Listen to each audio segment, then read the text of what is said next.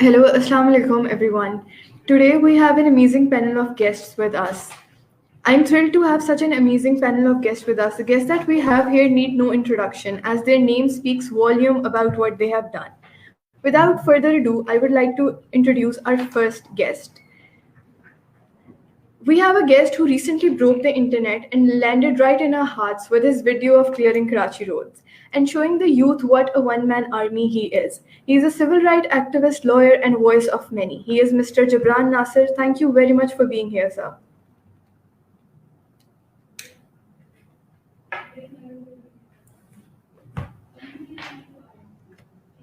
Am I audible, sir?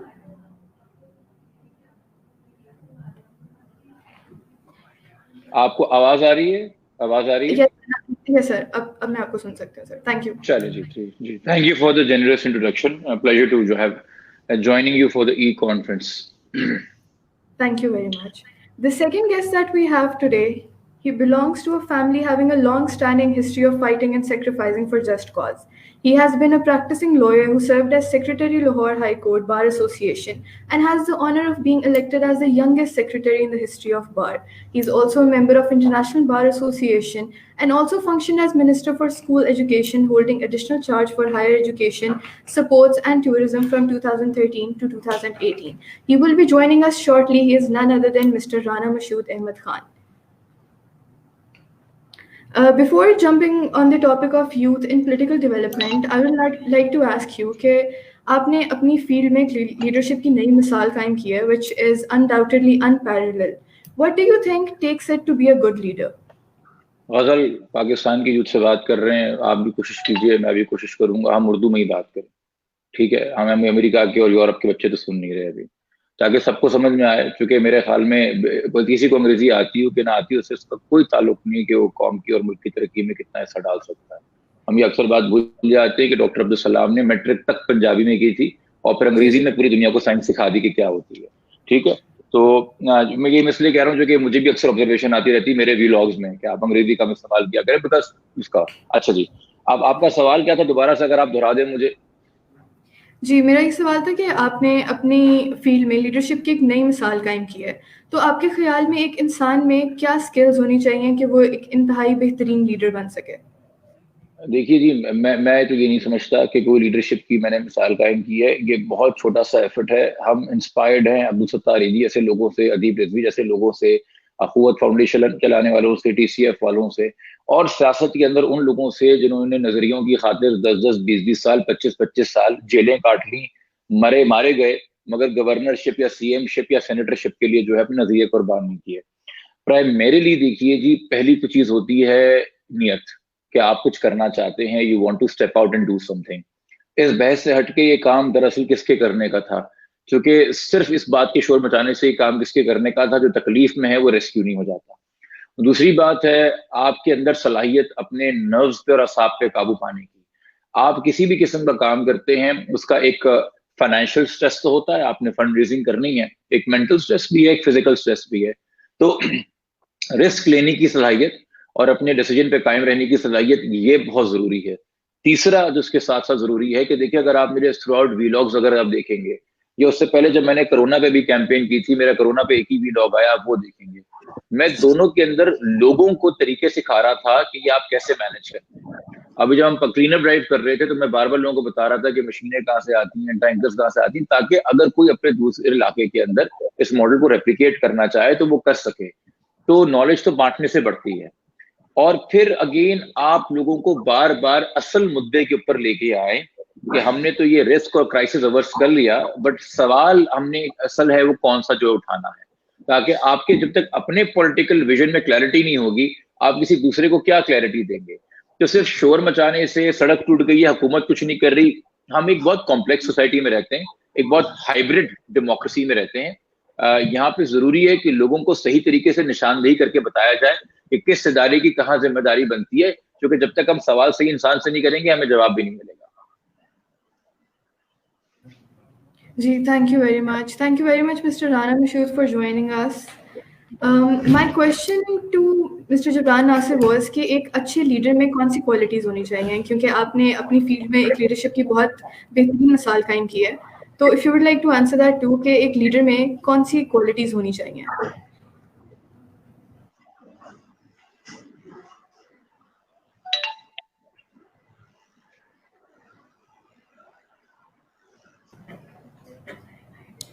سر آپ کو میری آواز آ رہی ہے؟ Are you asking me or Gibran? Sir, I'm asking you. اچھا تھینک یو ویری مچ جی. مطلب لیڈرشپ کی کوالٹی جو ہے نا, ایک تو آپ کے مطلب میں جس طرح بھی میں سن رہا تھا جبران جس طرح بات کر رہے تھے, تو میں آپ کو ایک ایگزامپل میں بھی دینا چاہوں گا کہ جب پنجاب کے اندر ڈینگی آیا تھا نا, اور ڈینگی ایک ایسی چیز تھی جس کے اندر پنجاب کو یا پاکستان کو بالکل نہیں پتا تھا کہ یہ کیا چیز ہے, کس بلا کا نام ہے. بٹ لیڈرشپ کوالٹی کہاں پہ نکل کر سامنے آتی ہے کہ آپ اس وقت کراچی کے اگر معاملات اور حالات کو دیکھیں, میں ابھی 2 دن پہلے شہباز شریف صاحب کے ساتھ کراچی آیا ہوا تھا. بدقسمتی سے کوئی پلاننگ نہیں ہے, کہیں پر انگیجمنٹ نہیں ہے, مطلب کہیں پر آپ کو نظر نہیں آتا. اور لیڈرشپ کیا ہوتی ہے کہ جب ڈینگی آیا تو ہم نے یہ نہیں کہا کہ ہمیں اس کے بارے میں پتا ہے اور ہم خود کر لیں گے, ہم نے کہا کہ ہمیں اس کے بارے میں کچھ نہیں پتا, اور ہم نے کہا کہ دنیا کے کون سی ممالک ہیں جہاں سے ہمیں مدد مل سکتی ہے اس کو سمجھنے میں. تو سری لنکا سے ہم نے, اور برازیل سے 2, اور تھائی لینڈ, ان 3 ممالک سے ہم نے رابطہ کیا. اور سری لنکنز جو ہیں انہوں نے ہمیں جب آمادگی ظاہر کی تو ہم نے ان کو ایئر لفٹ کروایا.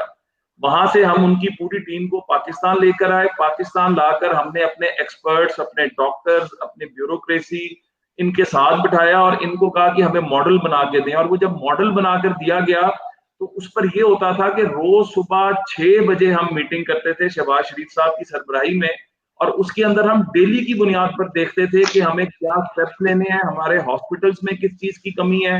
اور اس میں جو ایک بہت بڑی چیز نکل کر آئی نا, جہاں پر اب میں لیڈرشپ اور یوتھ کی لیڈرشپ کی اگر بات کروں, وہاں پر جو چیز نکل کر آئی وہ یہ آئی کہ اس کے لیے اویئرنیس کمپین بہت ضروری ہے. اس کے اندر لوگوں کو یہ بتانا بہت ضروری ہے کہ آپ اپنے گھروں کو صاف رکھیں. آپ کیونکہ یہ مچھر جو ہے یہ صاف پانی میں پیدا ہوتا ہے, تو یہ گندے پانی کا مچھر نہیں ہے. تو جب تک آپ اپنے گھر کی صفائی نہیں کریں گے, اور جو بارش ہوتی ہے اس کا جو پانی گملوں میں اکٹھا ہو جاتا ہے یا برتنوں میں اکٹھا ہو جاتا ہے یا ٹائروں میں اکٹھا ہو جاتا ہے, تو دیٹ واز, میں سمجھتا ہوں کہ ایک آغاز تھا ایک ایسی لیڈرشپ کو ڈیولپ کرنے کا کہ ہم نے پھر یوتھ کو انگیج کیا, ہم نے یوتھ گروپس کو انگیج کیا, اور یوتھ نے وہ ڈرائیو چلائی پوری کی پوری پنجاب اور اسپیشلی لاہور کے اندر, جس کے اندر یہ گھروں میں جاتے تھے, اویئرنیس دیتے تھے, پبلک کو ساتھ لے کے صفائی کراتے تھے.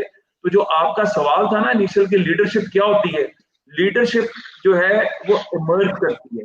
لیڈرشپ جو ہے آپ گھر سے لیڈر بن کے نہیں آ جاتے, اور لیڈرشپ جو ہے نا اس کے اندر آپ کی کمٹمنٹ, آپ کی ڈیڈیکیشن, آپ جو سامنے چیزیں آتی ہیں ان کو اور سب سے بڑی بات ہے آپ ایوالو کیسے کرتے ہیں چیزوں کے ساتھ ساتھ. آپ میں انا نہیں ہوتی, آپ سمجھنے کا ہمیشہ اپنے اندر رکھتے ہیں اور اس کو لے کے چلتے ہیں. تو ہمارے اندر جو آج کل جو سب سے زیادہ مسئلہ آ گیا نا, ہم انا زیادہ ہیں, ہم جو ہے سمجھنے کو تیار نہیں. ہم سمجھتے ہیں کہ ہمیں سب کچھ آتا ہے, اور اگر ہمیں کوئی M P A M N A بن گیا ہوں یا میں کسی آرگنائزیشن کا ہیڈ بن گیا ہوں تو مجھے سب کچھ آتا ہے. یہ ایک کنٹینیوس پروسیس ہے, اور اس کنٹینیوس پروسیس کے اندر اور سب سے بڑھ کر آپ کو بیٹھ کر مشاورت کرنی چاہیے, آپ کو لوگوں کی بات سننی چاہیے, اور لوگوں کی بات سن کر اس میں سے جو بیسٹ پریکٹسز ہیں ان کو لے کر آنا چاہیے. تو لیڈرشپ جو ہے وہ ایسے نہیں آتی, اوور دا ٹائم اور ایکسپیرینس کے ساتھ آتی ہے. Thank you very much sir for such a valuable advice. I really think کہ ایک انسان جب تک فلیکسیبل نہیں ہوتا اور وہ ایوالو کرنا نہیں شروع کرتا اور سیکھنا نہیں چھوڑتا, تب تک وہ ایک اچھا لیڈر نہیں بن سکتا. Which brings me to the second question کہ جب ہم یوتھ کی بات کرتے ہیں پالیٹکس میں, تو ہمارا سب سے پہلا جو تھاٹ ہوتا ہے دیٹ از اسٹوڈنٹ یونینس, جو فارچونیٹلی اور انفارچونیٹلی 30 سال سے بین ہے پاکستان میں, اور کافی یونیورسٹیز میں ہمیں ایکچولی انڈرٹیکنگ بھی دینا پڑتا ہے کہ ہم آن کیمپس پولیٹیکل موومنٹس میں پارٹ نہیں لیں گے. تو آپ دونوں سے میرا سوال ہے کہ آپ لوگوں کی کیا ویوز ہیں اس بارے میں کہ اسٹوڈنٹ یونینس بحال ہونی چاہیے یا اسٹوڈنٹ یونینس ہیمپر کرتی ہیں ایک اسٹوڈنٹ کی ایجوکیشنل لائف کو؟ سوال پہلے کس سے, پہلے میں بولوں یا سر رانا مشہور؟ اچھا دیکھیں, اب اس کے اندر اگین بدقسمتی ہمارے معاشرے کی کیا رہی ہے کہ ہمارے ملک کے اندر نا جمہوریت صرف نام کی جمہوریت رہی ہے. اور جو نرسری ہوتی ہے نا, ہمارے یہاں پر پولیٹیشین کون ہوتا ہے؟ حادثاتی پولیٹیشینز ہیں, جس کو کچھ اور کرنے کو نہیں ملا, یا جس کو علاقے کے اندر تھوڑی سی ورتھ ہے, یا جس کی جیب میں 4 پیسے ہیں, وہ سیاستدان بن کے وہ آ جاتا ہے اور وہ عوام کے مطلب نمائندگی کرنا شروع کر دیتا ہے. مہذب معاشروں میں اس طرح نہیں ہوتا. مہذب معاشروں میں لیڈرشپ کو ڈیولپ کیا جاتا ہے, وہاں پر آپ کی شروع سے گرومنگ کی جاتی ہے, نرسریز ہوتی ہیں. اور وہ نرسریز کہاں پر ہوتی ہیں؟ وہ آپ کی یونیورسٹیز اینڈ کالجز ہوتی ہیں. اب بدقسمتی سے چونکہ پاکستان میں یہ رہا کہ بار بار مارشل لاز آتے رہے, اور جو جمہوری حکومتیں بھی آئیں وہ جو تھیں وہ بیساکھیوں کی محتاج تھیں, اور اس کی وجہ سے جس طرح ان کو نرچر کرنا چاہیے تھا ان نرسریز کو, کالجز اور یونیورسٹیز میں, یہاں پر یہ بدماشی کا ایلیمنٹ غالب آ گیا اور گالی بن گئی. جو سیاست تھی وہ یونیورسٹی کالج کے لیول پر گالی بن گئی. ہونا یہ چاہیے تھا کہ ہمیں بالکل ہر جماعت کو, جس طرح میں زیادہ دور کی بات نہیں, آپ انڈیا کی مثال لے لیں, آپ سری لنکا کی لے لیں, امریکہ اور یورپ تو چھوڑ دیں نا آپ, تو یہاں پر جو سیاسی جماعتیں ہیں ان کی سیاسی لیڈرشپ ایوالو کرتی ہے. اور اس کے اندر 1-2 جماعتیں ہیں, مطلب اچھی یا بری مثالیں, چاہے وہ آپ ایم کیو ایم کی بات کر لیں, چاہے آپ جماعت اسلامی کی کر لیں, کہ انہوں نے اپنا اسٹوڈنٹ ونگز کا ایک رکھا چیپٹر یونیورسٹیز اور کالجز کے اندر, تو وہ اس کو استعمال غلط طریقے سے کیا گیا. لیکن میں تو اس کا بہت بڑا حامی, اور جب میں منسٹر ایجوکیشن بھی تھا تو ہم نے یہ کمپین چلائی تھی, بٹ انفارچونیٹلی ہمیں ہوم ڈپارٹمنٹ اور اس طرح کے باقی ڈپارٹمنٹس کہتے تھے کہ جی ابھی یہ نہ کریں. لیکن ہم نے جو اسٹوڈنٹ باڈیز ہیں ان کو بنانے کی اجازت یونیورسٹیز میں دی کہ آہستہ آہستہ ایک کام تو شروع ہو. پنجاب کے اندر ہم نے اس کام کو شروع کیا تھا, بٹ میں سمجھتا ہوں کہ جب تک آپ یہ یونینز جو ہیں ان کو نہیں لے کر آئیں گے تب تک آپ کو اچھی لیڈرشپ نہیں ملے گی. لیڈرشپ یوتھ میں سے ہی آنی ہے, اور اگر یوتھ کو آپ ایجوکیٹ نہیں کریں گے, اس کو اویئرنیس نہیں دیں گے, اور اس سے بڑی بات کہ جمہوریت انہی ملکوں اور انہی معاشروں میں مضبوط ہوتی ہے جہاں پر آپ جمہوریت پر انویسٹمنٹ کرتے ہیں, اور یہ انویسٹمنٹ جو سب سے بڑی ہے آپ کو اپنی یوتھ پر کرنی چاہیے. آپ کو ان کو بتانا چاہیے. ہمارے جتنے پارلیمنٹیرینز ہیں, معذرت کے ساتھ ان کو آج بٹھا کر پوچھیں کہ کانسٹیٹیوشن آئین پاکستان کیا ہے, آج ان کو بٹھا کر پوچھیں کہ ان کا اسمبلیوں میں آنے کا مقصد کیا ہے, تو بدقسمتی سے 4 سے 5% لوگ جو ہیں, اور وہ لوگ جو 2-2, 3-3 اسمبلیوں میں آ بھی چکے ہیں, ان کو آج اگر آپ کہیں کہ کٹ موشنز کیا ہوتی ہیں, جب بجٹ آتا ہے اس کے اندر کٹ موشنز کیا ہے, ایڈجرنمنٹ موشنز کیا ہے, لیجسلیشن کیسے, جس جو بیسک مقصد ہے, تو اس کے اوپر مطلب یہ آپ کو چیزیں ملیں گی نہیں. اور اس سے بڑی بات کہ ایک تو ان کی گرومنگ اس طرح نہیں ہوتی, اور پھر اس کے بعد ہم انہیں گروم کرتے بھی نہیں. اگر وہ بن کر آ بھی جاتے ہیں تو ریسرچ کے لیے کوئی ان کو, آپ ہمارے پارلیمنٹیرینز کو کوئی سپورٹ نہیں دی جاتی, صرف ربر سٹیمپ بنا کر ان کو رکھا جاتا ہے. تو دس از ویری امپورٹنٹ کہ یونینز ہوں کالجز اور یونیورسٹیز کی سطح پر, اور ان کی باقاعدہ گرومنگ کی جائے اور باقاعدہ لیکچرز ہوں. This is my view. Thank you very much for your point of view sir. Clearly کافی زیادہ ویلیویبل, آپ نے کافی زیادہ ویلیویبل باتیں کی ہیں ہم سے share. Mister Jibran sir, I have same question for you کہ اسٹوڈنٹ یونینس کے بارے میں آپ کا کیا خیال ہے؟ دیکھیے جی 3 باتیں. پہلا تو یہ کہ ذہن میں رکھیں کہ جب بچہ پیدا ہوتا ہے تو ہم اس کو جب سڑک بھی چلاتے پہلے گود میں لے کے گھماتے ہیں, پھر اس کی انگلی پکڑ کے اسے چلانا سکھاتے ہیں. جب پہلی بار اس کو سائیکل چلاتے ہیں تو سائیکل کی سیٹ بھی پیچھے سے پکڑتے ہیں تاکہ ایک دن یہ خود اپنے پیروں پہ چل سکے. یعنی کہ زندگی کے ہر مراحل میں ہمیں ایک ٹریننگ کی ضرورت ہے گرو کرنے کے لیے, پہلی بات. دوسری بات یہ ہے کہ جی ہمارے یہاں اسٹوڈنٹ یونینز جو ایک چیزوں نے بالکل صحیح مثال دی, جماعت اسلامی کی اور ایم پی ایم کی. ہر چیز کی اچھائی بھی ہے, ہر چیز کی برائی بھی ہے. جو ایک چیز کی اچھائی ہے وہ یہ ہے کہ کنٹینیوس آپ کو نئے چہرے نظر آتے رہے. ایک امیر ہے جماعت اسلامی کا, اور اس کے نیچے جو اسٹرکچر ہے وہ ہر کچھ سال بعد بدل جاتا ہے, وہاں پہ کسی کی اجارہ داری نہیں ہے. ایم کیو ایم کے اندر یقینی طور پہ ایک صاحب قائد تحریک بن کے 30 سال تھے, مگر ان کے نیچے وہ میئر کی ریپرزنٹیشن ہو, وہ کابینہ ہو, وہ رابطہ کمیٹی کے کنوینرز ہوں, ان کے لیے ان کے پاس نئے چہرے ہر سال یونیورسٹی کالج سے نکل کے آتے رہے. تیسری بات جو زیادہ ضروری ہے, دیکھیں یہاں پہ ہمارے پاس اس وقت پاکستان کی 3 بڑی پارٹیز ہیں, یہ پولیٹیکل آلٹرنیٹیوز نہیں ہیں. احترام کے ساتھ اس وقت جو لوگ پینل کے اوپر ان پہ, یہ ایڈمنسٹریٹو آلٹرنیٹیوز ہیں. ان کی policy visa V industry, visa private sector کو لے کے, پرائیویٹ سیکٹر کے عمل دخل کو لے کے، فری مارکیٹ کو لے کے، لیبر رائٹس کو لے کے، ان کے انسانی ویلفیئر کو لے کے، تمام ترقی اگر آپ ویسے ویژن کی بات کریں، بینکنگ سیکٹر کو لے کے، امپورٹ ایکسپورٹ کو لے کے، پاور جنریشن کی چیزوں کو لے کے، تو یہ ایک ہی طریقے کا آپ کو سیاست کی آئیڈیالوجی نظر آتی ہے. جو فرق ہے وہ یہ انتظامی کیپیسٹی کے حوالے سے، کسی پہ کرپشن کے الزام ہے، کسی پہ ڈیلیوری کا کسی کا دعویٰ ہے، تو سب کے باقی اکاؤنٹیبلٹی کی بات کرنا ہے. جو ہمارے یہاں ہوتی ہے دائیں بازو کی اور بائیں بازو کی سیاست، اور اس کے اندر پھر مختلف ویریشنز ہوتی ہیں، یہ آپ کو پھر بھی اسٹوڈنٹ کالج میں کسی سطح کے پر نظر آئے گی. اس وقت ہم یہ دیکھیں کہ ہمارے ملک کی اسٹیبلشمنٹ نے 70 کی دہائی سے ایک مخصوص قسم کی سیاست کا گلا گھوٹا، اور پھر سینٹر سے لے کے فار رائٹ تک صرف وہ والا پویلین کھول دیا کہ سینٹر سے لے کے فار رائٹ تک آپ اپنی پوزیشننگ آپ طے کر لیں. جو تھوڑی بہت لیفٹ لیننگ پیپلز پارٹی ہوتی تھی وہ بھی اپنے بیانیے میں کافی حد تک سینٹر آ چکی ہے. جو کافی رائٹ کی طرف نون لیگ چلی گئی تھی وہ تھوڑا بہت اب سینٹر کے پاس آ گئی ہے، تھوڑی وہ بہتر. اگین لوگ سیکھتے ہیں، وہ ایک الگ جگہ پہ 80 اور 90 کی سیاست تھی، تھوڑی اس میں بہتری آئی ہے، مگر ہم اسی رینج میں کھیل رہے ہیں. ہمارے پاس ابھی بھی جو پولیٹیکل آلٹرنیٹیو کی بات ہے وہ یقینی طور پہ نکل کے آئے گا یوتھ سے. اور میں آپ کو یوتھ اور ینگ لیڈرشپ کی ایک مثال دیتا ہوں، شاید آپ کی آڈینس کو، یہاں بیٹھے لوگوں کو بات سمجھ میں نہ آئے.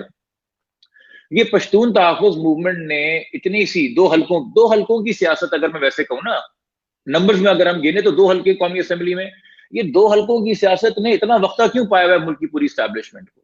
اس کی وجہ یہ ہے کہ ان کی لیڈرشپ ہے ان کمپرومائزنگ. کیوں؟ چونکہ ان کی لیڈرشپ کی کوئی انویسٹمنٹ تو ہے نہیں کہ آپ فائلیں کھولیں گے، کوئی جائیداد تو ہے نہیں کہ آپ پیپر ٹریل مانگیں گے، کوئی خفیہ جو ہے کوئی ایسے کوئی پرسنل افیئرس تو ہے نہیں کہ آپ ان کی فائلیں کھولیں گے، کوئی اسکیلیٹنز ان دا کلوزٹ نہیں ہے. ہمارے یہاں ایک حد کے بعد پوری دنیا میں ایک پولیٹیکل لیڈرشپ کمپرومائز ہو جاتی ہے، یہ تمام پولیٹیکل پارٹیز کو ماننا پڑے گا. یہ جو کہتے ہیں نا کہ جی ہم اپنی لیڈروں کی مجبوریاں سمجھتے ہیں، کسی بھی انسان کی کوئی بھی انا یا مجبوری عوام کی ایک انسان کی جان اور مال سے زیادہ قیمتی نہیں ہو سکتی. اگر حق اور سچ کے معاملے پہ میرے ملک کا بڑے سے بڑا افسر سمپل کلیئر ریزائن کرنے کو تیار نہیں ہے اور کہنے کو تیار نہیں کہ جی یہ میری غلطی ہے، اور آپ اس کو ایک ایشو بنا کے بیٹھے جی فلاں کی مجبوریاں، تو اس طرح ملک نہیں سنورے گا. ایک جگہ آپ مدینہ کی ریاست کی بات کرتے ہیں، ایک جگہ آپ جو اسلامی جمہوریت کا نعرہ لگاتے ہیں، دوسری جگہ پوری کی پوری اس وقت آپ کی پولیٹیکل ایلیٹ جو ہے وہ حد سے زیادہ کمپرومائز ہے. یہ ایک دوسرے کو فیورز دینے میں، ایک دوسرے کی ڈورے کھینچنے کے اندر ہم لگے رہتے ہیں، اور ایک مذاق بن گیا اس ملک میں کہ بھائی ہم کس سیاسی نظام کی طرف یوتھ کو انسپائر کریں. مطلب کہ اب وہ جو ادارے، فرشتے، بوٹ والے جو بھی ٹرم ہے وہ ایسے استعمال کیا جاتا ہے گفتگو کے اندر کہ سب نے ایکسپٹ کر لیا ہے کہ ان کے یہاں ایک پولیٹیکل سٹیک ہولڈرشپ ہے، یعنی کہ سب اپنے ہتھیار ڈال چکے ہیں. اور کیوں ڈال چکے ہیں؟ جو کہ سرحدی کہیں نہ کہیں کمپرومائز ہے. تو ایک تو ہمیں یہ واضح کرنا ہے کہ ہمیں فریش بلڈ کی ضرورت کیوں ہے، فریش سیاست کی ضرورت کیوں ہے، فریش نظریے کی ضرورت کیوں ہے، تاکہ ہم ان کمپرومائزنگ وے میں آگے جا سکیں. اور اس کے بعد اگین یہ ہمیں جو یونیورسٹی ہوتی ہے، دیکھیں یہ 5 سال جو آپ کے پاس ہیں، اس 5 سال آپ نے بوجھ نہیں اٹھانا اپنے گھر کا، اپنے ازواجی زندگی کا، اپنے باقی معاملات کا. پوری دنیا کے اندر اسٹوڈنٹس جو ہیں وہ لیبرس کی بھی ریپرزینٹیٹیو بنتے ہیں، کسانوں کی بھی ریپرزینٹیٹیو بنتے ہیں، اور جو آپ کے انڈسٹریل ورکرز ہیں ان کے ریپرزینٹیٹیو بنتے ہیں، کیونکہ ان کے پاس وہ ٹائم ہوتا ہے. اور آپ کی گورنمنٹ اور بڑی یونیورسٹیز میلٹنگ پاٹ ہوتی ہے. اسکولنگ تک تو یقیناً ہے کہ میں 10 کلومیٹر کے ریڈیس کے بچے سے مل رہا ہوں، مگر جب میں پنجاب یونیورسٹی جاتا ہوں، یا میں کراچی یونیورسٹی آتا ہوں، یا میں قائد اعظم یونیورسٹی جاتا ہوں، تو میں عوران سے لے کے آزاد کشمیر تک تمام بچوں سے مل لیتا ہوں. ایک میلٹنگ پاٹ ہوتا ہے تھاٹس کا، مسائل کا، جو ایکسپوجر ہمیں یونیورسٹی میں جا کے ملتا ہے کہ اچھا اس شہر کی، اس تحصیل میں، اس گاؤں کے اندر یہ معاملات ہیں. تو یہ ایک شیئرنگ ہوتی ہے، مگر اس کو ایکسپریس کرنے کے ہمارے پاس فورمز نہیں ہیں. ہم لوگ یونیورسٹیوں میں گھس کے بچوں کو اغوا اور غائب کر رہے ہیں. کیا یہ حقیقت نہیں ہے؟ کیا پنجاب یونیورسٹی میں گھس کے بچوں کو ڈوم سے اٹھا کے نہیں لے کے گئی فورسز؟ تو اندازہ یہ کرے کہ ہم کس قسم کی سیاست کی طرف یہ قوم کو لے کے جانا چاہتے ہیں. اور دوسرا، ایک اس قوم کو ہم نے طرز سیاست تو سکھایا نہیں نوجوان کو، مگر نوجوان کو ہم نے لڑنا سکھا دیا ہے، پولرائز کر کے رکھ دیا اس وقت ملک کی یوتھ کو. جو پولیٹیکل پارٹیز کی سیاست ہے، اور میں اس کا بلیم کسی ایک پارٹی پہ نہیں، سب پہ اپنے اپنے طریقے سے جائے گا، مگر پولرائز کر کے رکھ دیا ہے انہوں نے. ایشوز کے اوپر یہ اکٹھے نہیں ہو پاتے. یہ ایک بہت بڑا المیہ ہے کہ جو پولیٹیکل میچورٹی ہے وہ کس اینڈ سے ہم ایکسپیکٹ کریں اور کہاں ایکسپیکٹ کریں. تو یہ سیاست گھوم پھر کے یہ رہ گئی ہے کہ کون کتنے ٹائم پہ خاموش ہے، اب کس کی ٹویٹ آ گئی، اب کس کا بیان آ گیا. ریلیف کے نام پہ تو کسی کو کچھ نہیں مل رہا، ڈیولپمنٹ کے نام پہ تو کسی کو کچھ نہیں مل رہا. یہ بہت بڑا المیہ ہے کہ اب میں یوتھ کو انسپائر کروں تو کس قسم کی پالیٹکس کے لیے کروں. Thank you very much, sir. That was a very elaborative answer. With that being said, I would like to introduce our new guest who just joined the panel. We all have seen this person on talk shows, news, and Twitter providing us the candid and unfiltered opinions. He's a politician, writer, barrister, political analyst, and social worker.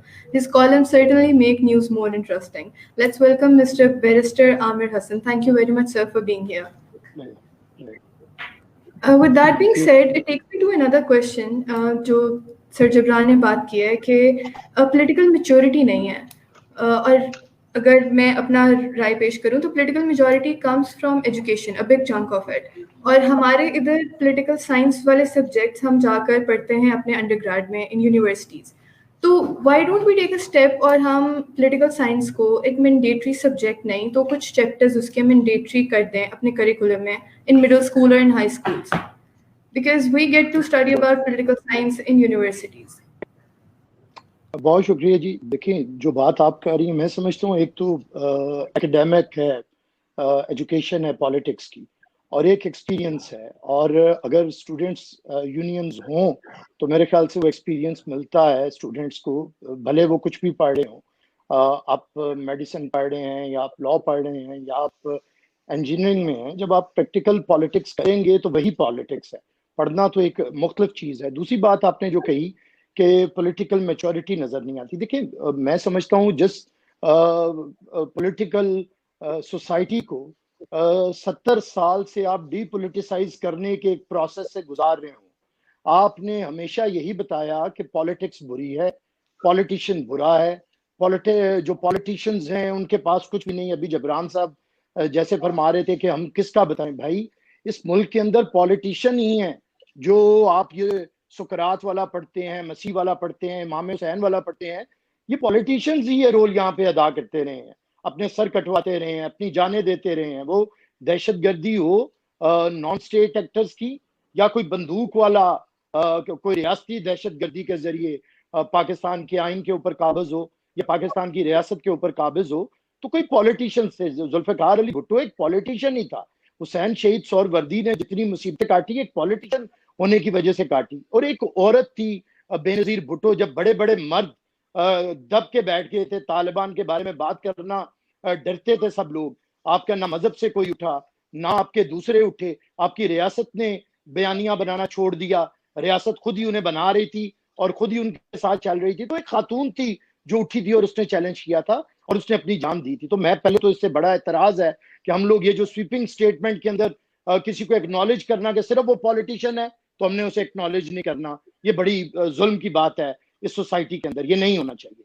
दूसरी बात, political leadership आपको खुद देखना है, आपको legacies देखना. बिल्कुल मैं नहीं कहता कि कोई आइडियल पॉलिटिकल क़यादत मौजूद होगी. आइडियलिज्म में आप रहेंगे तो वो दुनिया भर में कहीं पे भी अमेरिका जैसे मुल्क में भी ट्रंप आ जाते हैं.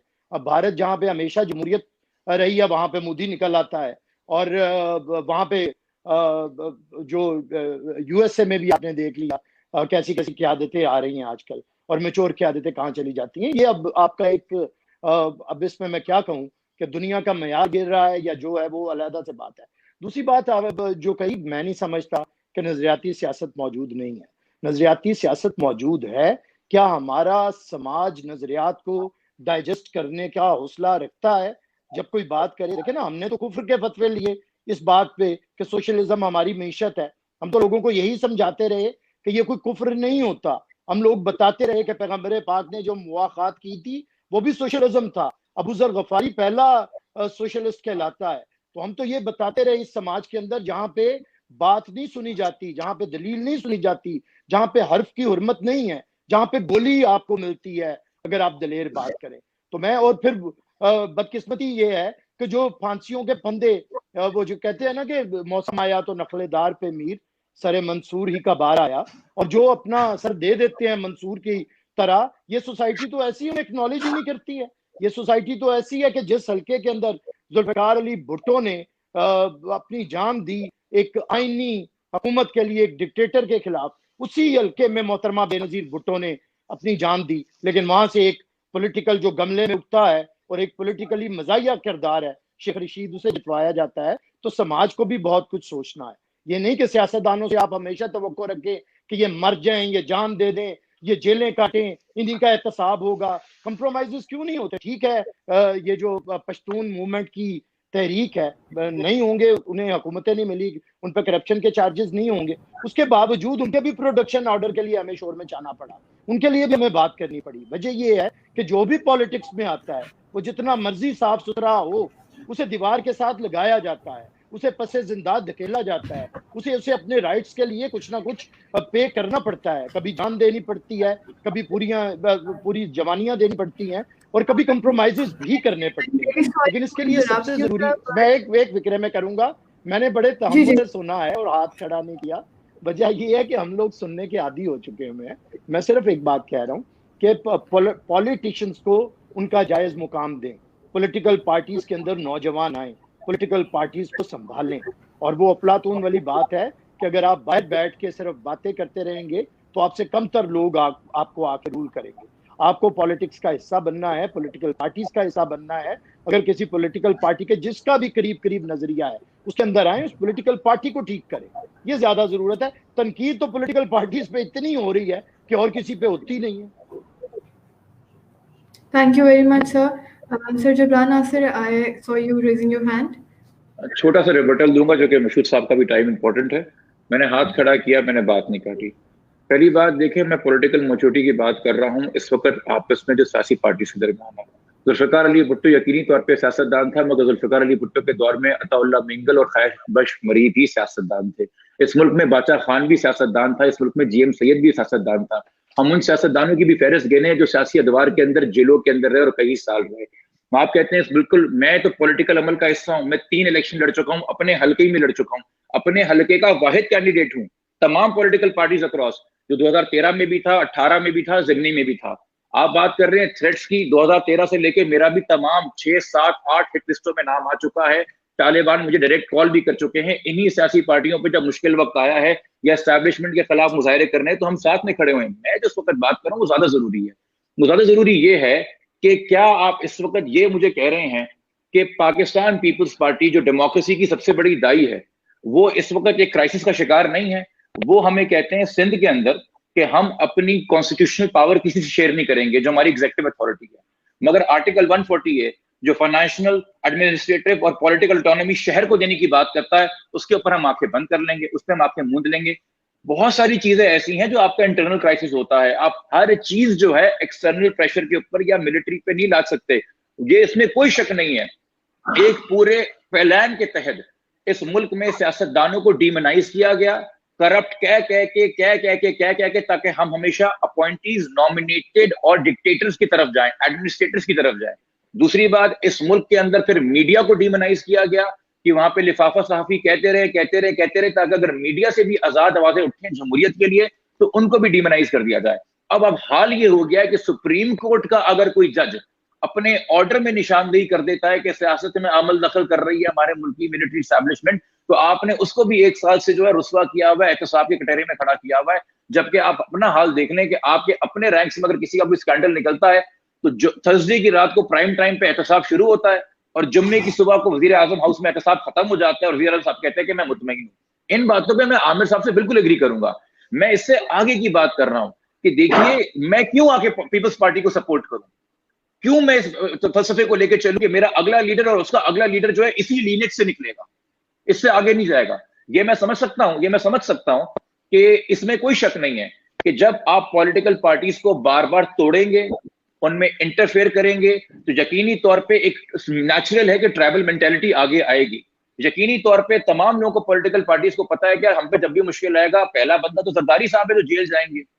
نون لیگ کو پتا ہے پہلے تو نواز شریف صاحب ہے جو جیل جائیں گے. بار بار سے آپ توڑنے کی کوشش کرتے ہیں تو آپ ایگزسٹنگ لیڈرشپ کی طرف جاتے ہیں اور پولیٹیکل پارٹیز کو انٹرنل ایویلیوشن کا ٹائم نہیں ملتا.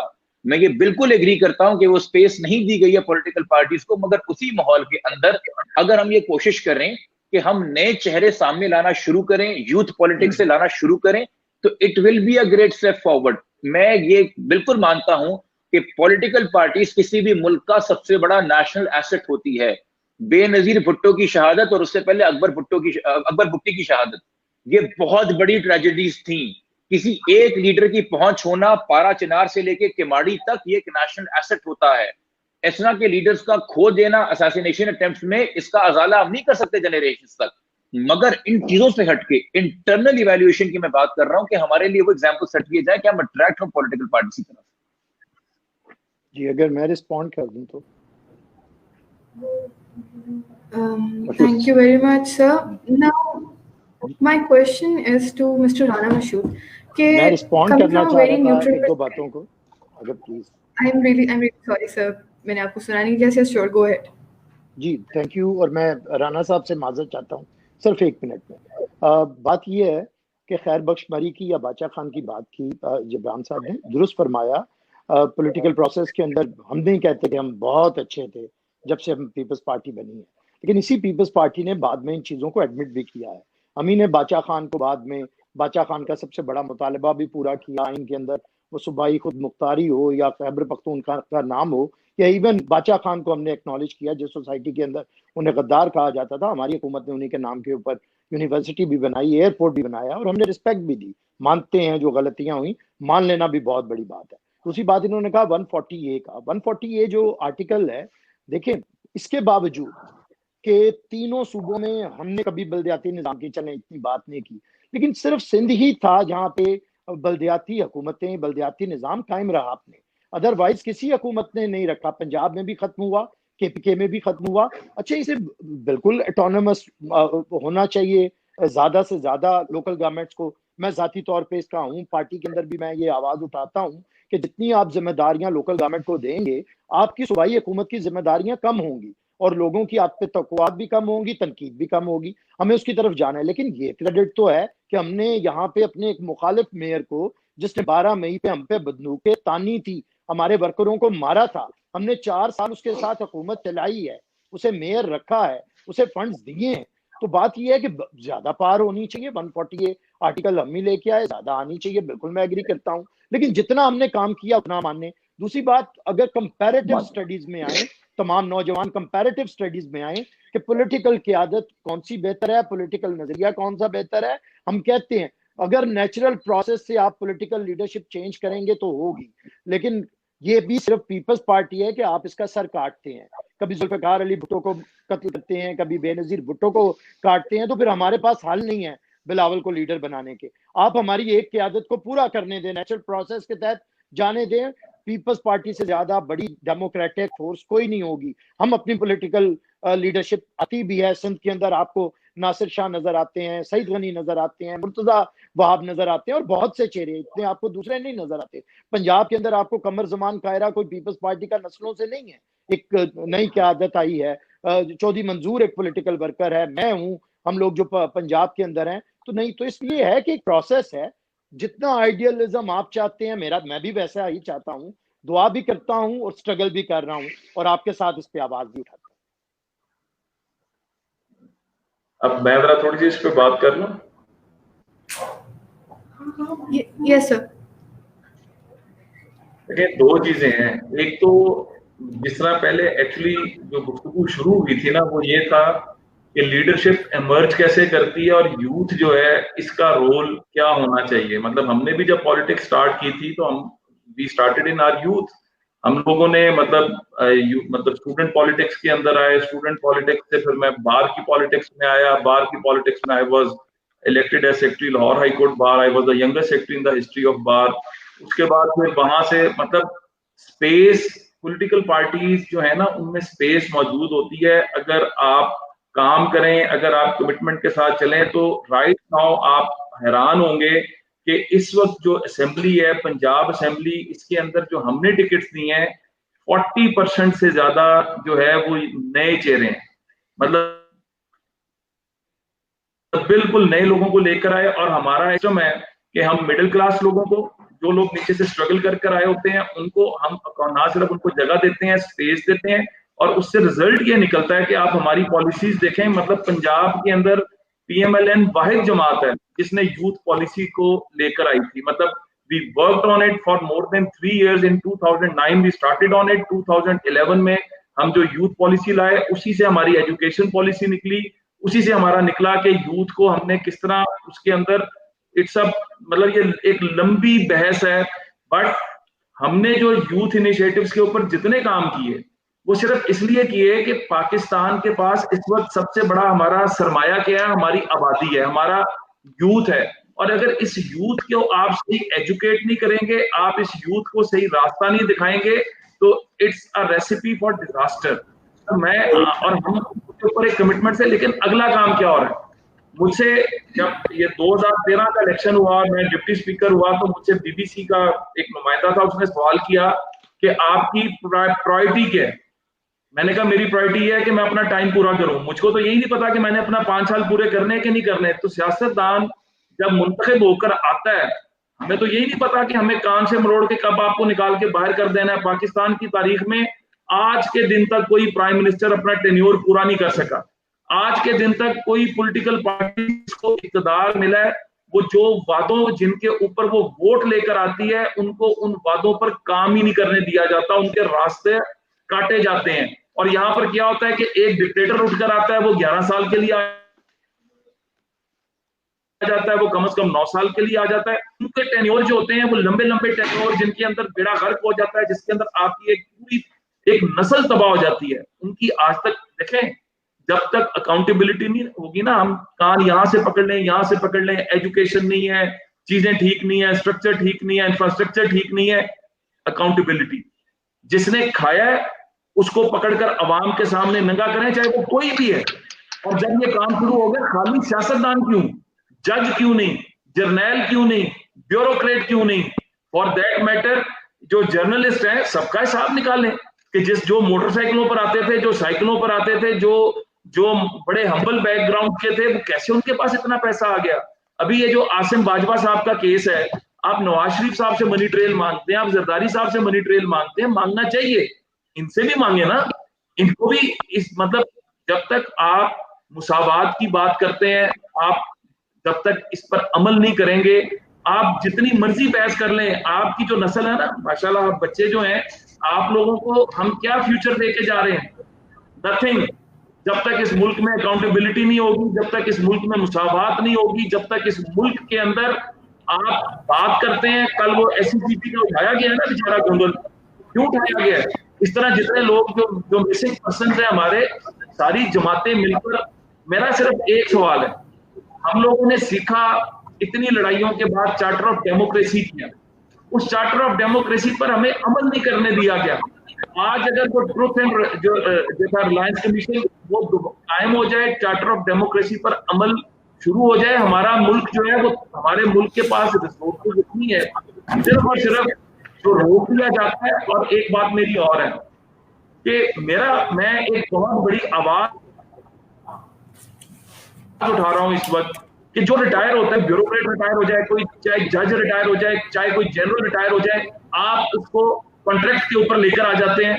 जो नीचे हमारे बच्चे पढ़ रहे हैं, जो हमारी यूथ पढ़ रही है, जो आगे एस्पायर कर रहे हैं कि उन्होंने आगे जाना है, उनके लिए तो आप ऊपर छोड़ ही कुछ नहीं रहे हैं, आपने तो उनके रास्ते बंद कर रहे हैं। वो जो फ्रस्ट्रेशन जो इससे पैदा हो रही है, इसका मुदावा कौन करेगा? तो कोर इश्यूज बना के हमें उन कोर इश्यूज पर आवाज उठानी होगी और सबको मिलकर खड़ा होना पड़ेगा इस पाकिस्तान के मुस्तकबिल के लिए। ये वाला जो काम है ना कि आप मुंह बंद कर दें, डंग दबाओ पॉलिसीज, इसकी वजह से 70 साल में इंडिया कहां पहुंच गया और आज हम कहां पे खड़े हैं। चाइना हमसे बहुत आजाद हुआ, वो कहां चला गया, हम कहां पर खड़े हैं। तो आज बिल्कुल ये जो पश्तून तहरीक चल रही है, हमें हौसला करके इनको पूछना चाहिए कि इनके इश्यूज क्या हैं, और अगर इनके जेन्युइन इश्यूज हैं उनके ऊपर उनको खड़े होकर, जब तक आप किसी को राइट नहीं दिलवाएंगे, आप बलोचों को उनका राइट नहीं दिलाएंगे, आप सिंधियों को उनका राइट नहीं दिलाएंगे। और दूसरी बात, ये मैं जरा बिल्कुल हटके बात करने लगा हूँ, सियासी जमातों में आप बात करते हैं कि जी इजारादारी है, विरासत, मौलूकियत, इसकी बात करते हैं। यकीन माने अगर आप सियासी जमातों की विक्टिमाइजेशन बंद कर दें और हर इलेक्शन के ऊपर कारकर्दगी की बुनियाद पर वोट डलना शुरू हो जाए, तो नई लीडरशिप ऑटोमेटिकली इमर्ज करना शुरू कर देगी। अभी क्या होता है, हम कहते हैं कि जी हमारे साथ ज्यादती होगी, हमने काम किया या नहीं किया, ज्यादती पे वोट ले लिया, मजलूमियत की बुनियाद पर वोट ले लिया।